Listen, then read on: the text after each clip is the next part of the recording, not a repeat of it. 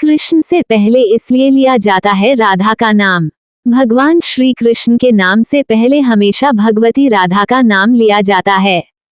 कहते हैं कि जो व्यक्ति राधा का नाम नहीं लेता है, सिर्फ कृष्ण कृष्ण रटता रहता है, वो उसी प्रकार अपना समय नष्ट करता है जैसे कोई रेत पर बैठकर मछली पकड़ने का प्रयास करता है। श्रीमद् देवी भागवत नामक ग्रंथ में उल्लेख मिलता है कि जो भक्त राधा का नाम लेता है, भगवान श्री कृष्ण सिर्फ उसी की पुकार सुनते हैं। इसलिए कृष्ण को पुकारना है तो राधा को पहले बुलाओ। जहाँ श्री भगवती राधा होंगी वहाँ कृष्ण खुद ही चले आएंगे।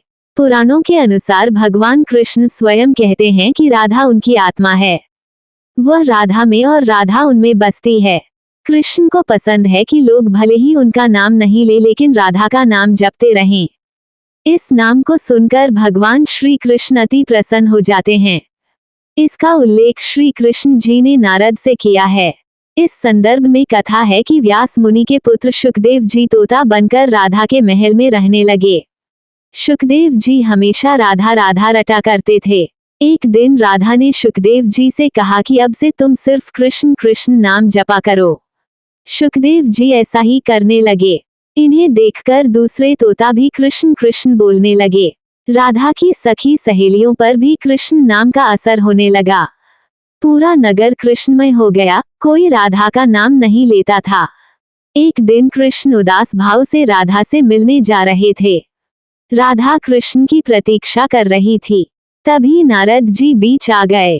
कृष्ण के उदास चेहरे को देखकर नारद जी ने पूछा कि प्रभु आप उदास क्यों हैं? कृष्ण कहने लगे कि राधा ने सभी को कृष्ण नाम रटना सिखा दिया है। कोई राधा नहीं कहता, जबकि मुझे राधा नाम सुनकर प्रसन्नता होती है।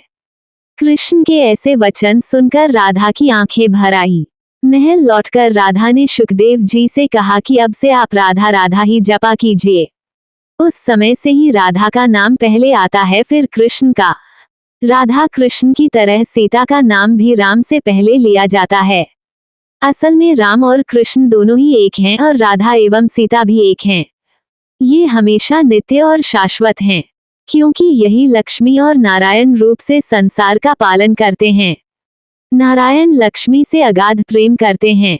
ये हमेशा अपने हृदय में बसने वाली राधा का नाम सुनना चाहते हैं। इसलिए ही कृष्ण नाम से पहले राधा नाम लिया जाता है।